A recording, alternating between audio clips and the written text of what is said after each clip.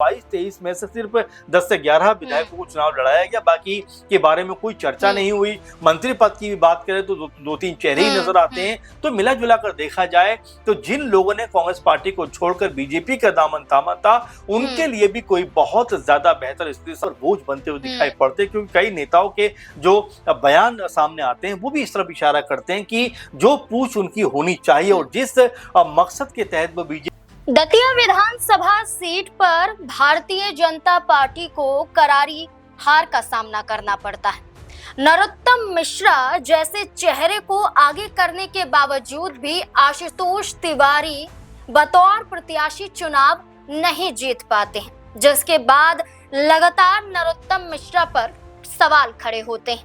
लेकिन नरोत्तम मिश्रा पर खड़े होते सवालों के बीच में एक ऐसा खेमा भारतीय जनता पार्टी के अंदर भी मौजूद है जो खुलकर इन तमाम मुद्दों के जरिए अपनी नाराजगी जाहिर करता हुआ नजर आ रहा है। और ये खेमा है ज्योतिरादित्य सिंधिया का, जो है तो केंद्रीय मंत्री लेकिन भारतीय जनता पार्टी का हिस्सा है।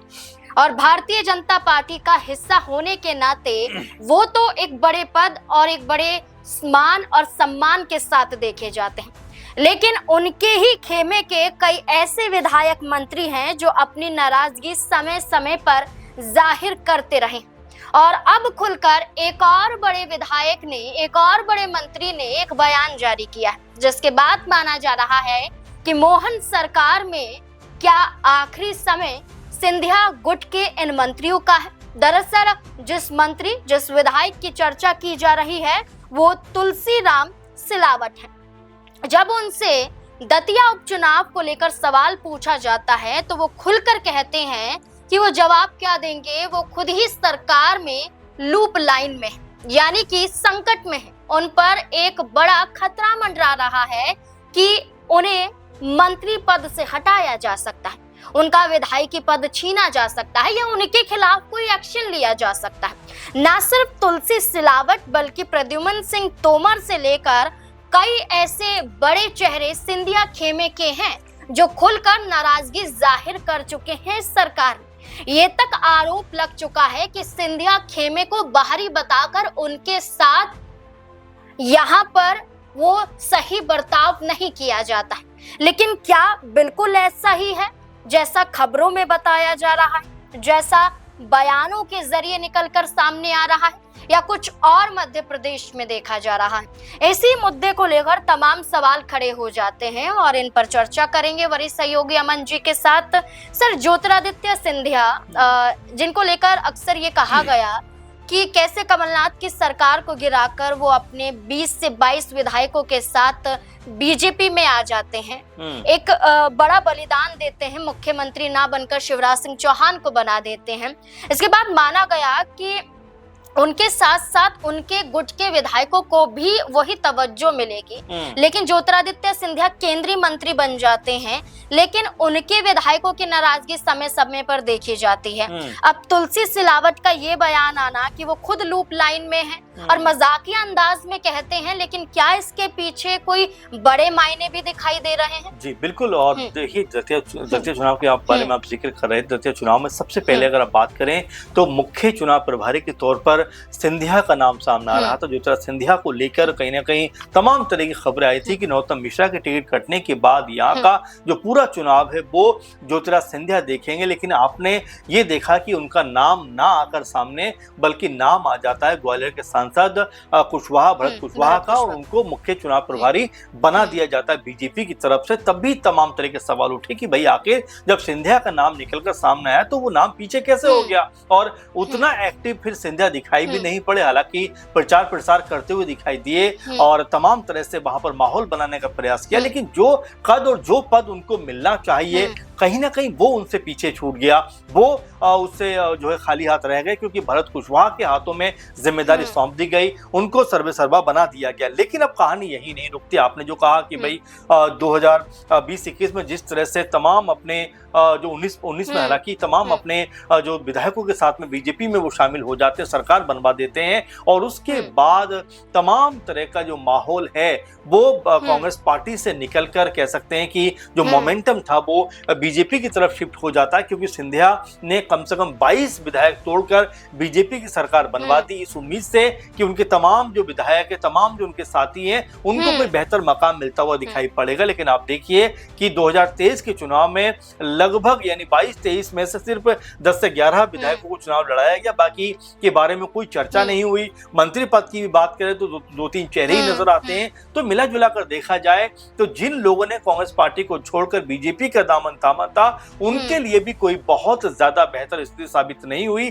कई लोगों ने तो यहां तक कहा कि कांग्रेस को छोड़कर बीजेपी में आना उनके लिए कोई फायदेमंद साबित नहीं हुआ, बल्कि बीजेपी की तरफ से भी कई दफा इस तरह की बयानबाजी हो गई कि जब से कांग्रेस पार्टी के ये लोग बीजेपी में शामिल हुए, तब से कहीं ना कहीं पार्टी के अंदर एक तरीके का घमासान मचता हुआ दिखाई पड़ रहा है। लेकिन ऐसे में तुलसी जो सिलावट जो बात कहते हैं, उस बात में भी कहीं ना कहीं उनका दर्द छलकता हुआ दिखाई पड़ता है कि वो भी कहीं ना कहीं हाशिए पर हैं। उनसे भी कब जो है उनका पद ले लिया जाए, ये कहा नहीं जा सकता। अच्छा सर, तुलसी सिलावट ही नहीं बल्कि जैसे कि आपने कहा कि 2 से 3 यहाँ पर मंत्री हैं सिंधिया खेमे के, जिसमें तुलसीराम सिलावट हैं, गोविंद सिंह राजपूत हैं, प्रद्युम्न सिंह तोमर हैं।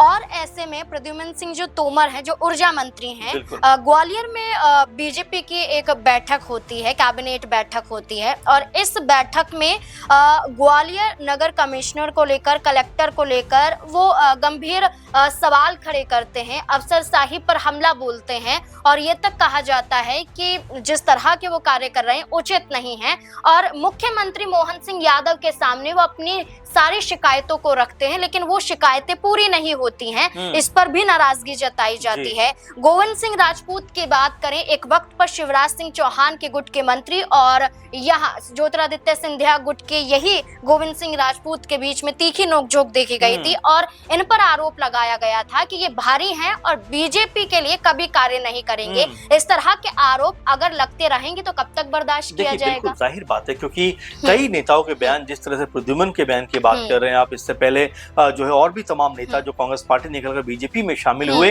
जैसा मैंने शुरू में कहा कि एक उम्मीद होती है कि भाई चलिए कांग्रेस पार्टी अगर हम छोड़ रहे हैं तो बीजेपी में जाकर हमें मान सम्मान और बड़े पद मिलेंगे। लेकिन जिस तरह समय बीतता है उसके बाद में ऐसा लगता है कि आप उनके ऊपर बोझ बनते हुए दिखाई पड़ते हैं, क्योंकि कई नेताओं के जो बयान सामने आते हैं वो भी इस तरफ इशारा करते हैं कि जो पूछ उनकी होनी चाहिए और जिस मकसद के तहत वो बीजेपी में शामिल हुए थे, वो मकसद तो फिलहाल उनका पूरा नहीं हो रहा, बल्कि उनको जो है बाहरी समझा जाता है। उनको अभी भी बीजेपी का मुकम्मल नेता नहीं समझा जाता, बल्कि ये तो कहा जाता है कि भाई आप दूसरी पार्टी से आए हो, इसलिए आप स्थायी बीजेपी के नेता नहीं हो, बल्कि आप बाहरी नेता हो। और ये बात कहकर कहीं ना कहीं उनका मनोबल तोड़ने का प्रयास किया जाता है। लेकिन आपने जिस तरह से कहा कि आखिर कोई कब तक कितना बर्दाश्त करेगा, ये अपने आप में बड़ी और महत्वपूर्ण बात हो जाती है। क्योंकि देखिए कांग्रेस पार्टी जब सरकार में थी तब सिंधिया और उनके खेमे के लोग ये चाहते थे कि उनको कांग्रेस पार्टी में अच्छे ओहदे मिले, अच्छे पद मिले, यहाँ तक कि सिंधिया को लेकर मुख्यमंत्री बनाए जाने को चर्चा थी, लेकिन वो मुख्यमंत्री नहीं बने।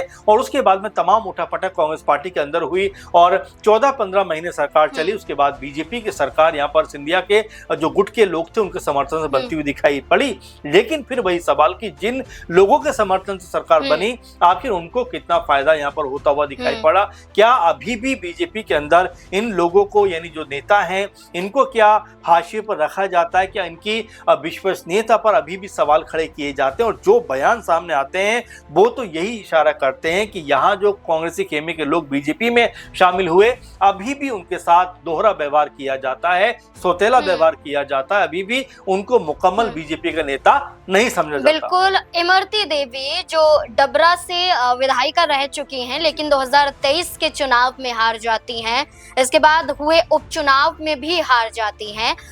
तो ये तक कहा गया इमरती देवी के जरिए, खुद इमरती देवी के जरिए, कि जब से बीजेपी में आए हैं तब से ही हार का सामना कर रहे हैं, वरना जब तक कांग्रेस में थे तो जीत ही रहे थे। तो ये बयान बताते हैं कि बीजेपी में आ तो गए लेकिन वो मान सम्मान नहीं मिल पा रहा है।